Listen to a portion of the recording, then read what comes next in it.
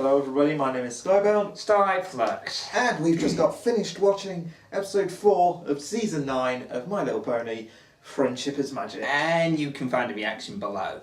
As usual. Anyway, well, that was certainly an interesting episode in which Twilight and crew become white hat hackers in a way. Essentially, yeah, although the funny thing is, right, it was actually won by social engineering. Because, spoiler alert, Spike basically, he backstabbed Twilight here. Which is actually how white hat hacking generally works.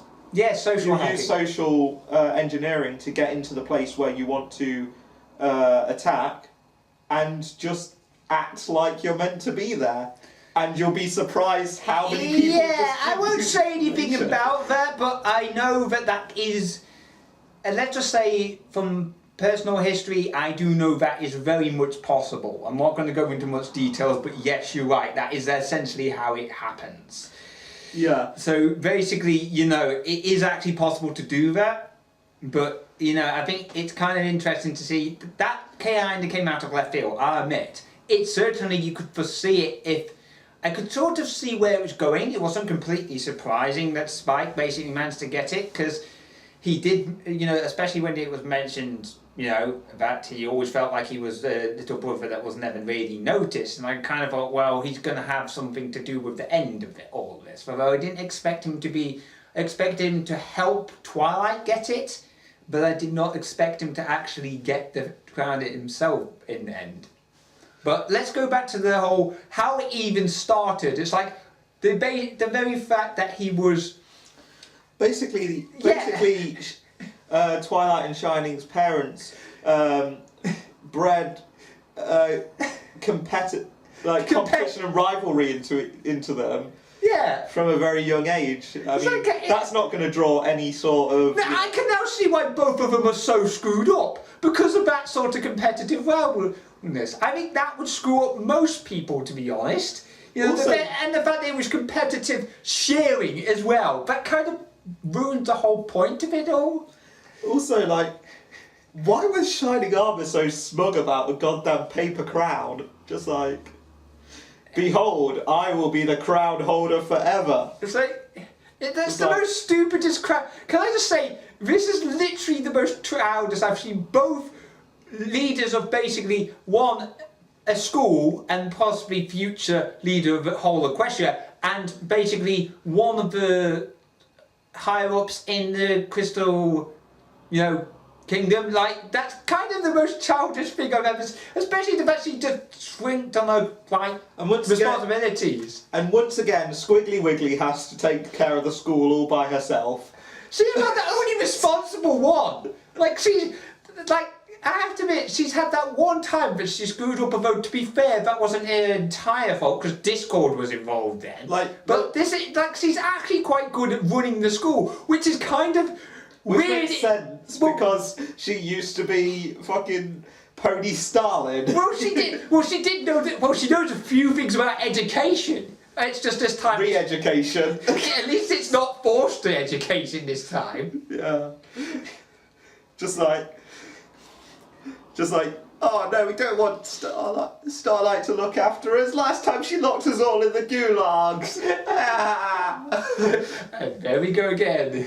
She fed us nothing but potatoes. And then we ran out of potatoes and we all died of starvation.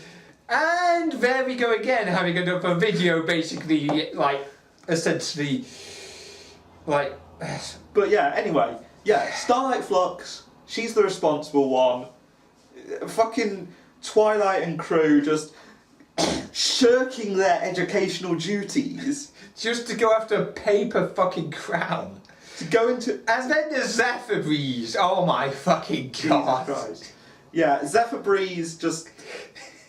Why did you have to bring him back? Like, he's the one character I don't think anybody would miss if you didn't bring back. It's like bringing back Flim and Flam as guards, you know. Why would you do that? No one wants that to would see make them. no sense. That would make no sense. Why bringing them back? Because they would basically swindle you. So no. Just like, hello, Twilight. Yeah. Well, I could let you into this secret. Actually, now I think about it, that would literally be Moneybags from Spyro. It's just like, well, I'm sure I could look the other way. for a small charge. Yes, that's right, Twilight. Just for this small charge, we'll get you into this. You know, the thing is, I think she should have got them involved. Actually, it would have been solved in 5 seconds flat if they got involved. They would find some way to just literally flim-flam. Well, that's their job. Well, not job, but that's basically what they've been doing for most of the time. So they should have got some read up on. I'm sure they've got autobiography somewhere that she could have read up on. Yeah. But can I also say the whole thing with Applejack and being this potential musician? It's like, if they don't touch more on that, I was severely disappointed. And they probably won't. Don't bring new story. Don't bring stuff in that we can basically, that will be never answered again. I thought he was supposed to be basically tying all the plot lines up in a nice little bow, not adding more things to tie up. The thing about that is the way they played it off also was like really was basically like they gave this whole massive backstory and just like, hold on a second, you have never mentioned this. This is some bullshit making stuff up right now. Rainbow Dash said, Applejack, did you just make that up? And she just says nothing in response, and I'm just like, you motherfuckers, Hasbro, you motherfuckers. I know, the worst thing, yeah, because that way we can basically assume that if they never answer it, it basically was. You know, but this is the weird thing about the thing is though, when she said, did she make it up, her eyes went, so was she lying? Yeah, was that Applejack actually lying? Was that actually a really solid lie from Applejack? Yeah, that was actually, I can't believe that Applejack actually lied. If she did lie. This is actually character progression. Well, not progression, but, you know, character.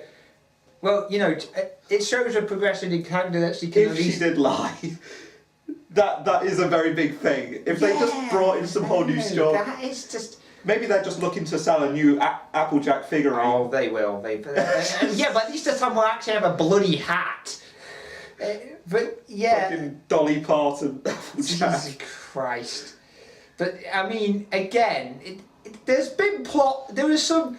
I can't take it too seriously. Okay, I have to admit. Again, another episode I fully enjoyed, but there was definitely plot holes in it. But then again, I don't think they, you know, I'm not going to take it too seriously because that was actually a really good flipping episode. I'm not saying it was the best well-written one, but it was certainly an enjoyable one. Also, can we just talk about for a minute how ridiculous the security was? Like, well, they have to admit though, at least this time the guards were somewhat useful, which is, you know, they've never really been that flipping useful apart from that one time with Cozy Glow, although that was just sheer for useful numbers. In what way though? Basically surrounding, make sure that she couldn't flipping escape. I don't know. The point I'm making is, like, literally they got distracted by a surprise party. And also a musical number as well. Exactly, it's just like, what's this? Someone's rolling a stage. I can understand now why Shining Armour's trying to improve the security. Because it's been a common theme in this fandom that the guards are absolutely useless. So maybe Hasbro actually tried to make them not useless. And then even then they fail. They basically doubled the guards' capacity, but they were still completely useless. In fact, if what Zephyr Breeze said was true and they were never told what the concept of guarding was... Well, maybe that explains what the hell's going wrong. It's just like... That's the reason why guarding is anything weird, any weird shit that's happening, you know, you kind of get on it. Yeah, it's just basically, right, you walk up and down this corridor, alright? If it's not daylight, you know, then you... They are literally just NPCs in video games, basically. Oh, God. This is the fixed path you need to walk across. That's it. Jesus Christ. Alright. And they're just talking to each other. You know, this is an awfully easy job, but I don't really understand the point of it. As, like, 5 people in burglar garb just walk straight past them. Like, seriously. How the hell? I mean, I'm surprised that the... Shining Can Armour. I just say that the only reason why Equestria is still around is because of those 6 ponies. Yeah. And the Student 6. The reason why I say that is because the guards are useless. There's only been one time that Celestia's actually been useful, and, you know, Luna, okay, fair enough. She's you occasionally, but she's not exactly the most powerful all the while. She's not... Also, their security things completely compromised other parts of the building. So, you know, like blocking up all the basement doors. Sure, that adds an extra layer of security, but you also can't use the basement anymore. Yeah. Kind of a problem. This Here's kind what of you got to do. Well, here's Guards have those ID badges that they've got, so that they have to actually scan to open the doors. Good. I'm sure there must be some equestrian equivalent of security. You could have those. Well, that is a motion sensors. So they could have those things actually at those doors in the basement, because that's if anyone's going to sneak in, they're going to do that. In fact, this is what happens, by the way, when you get two computer IT nerds watch a show about cartoon ponies who actually know a fair few things about security, like how inconvenient really tight security can be. And can I also point out, laser grid security is also canon. Oh my god, you're right! Because during that whole little Mission Impossible sequence... But that was basically a... But if he's come up with that, clearly that is a thing that he's heard of. Well, you mean C, because it was Fluttershy that came up with that. I mean, I know there was trying to do a Mission Impossible reference. Yeah, but I should point out that there isn't actually any...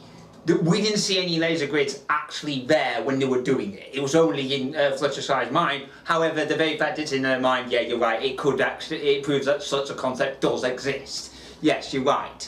So yeah, okay, fair enough. But motion sensors is all I'm going to say. Don't put fucking geese inside.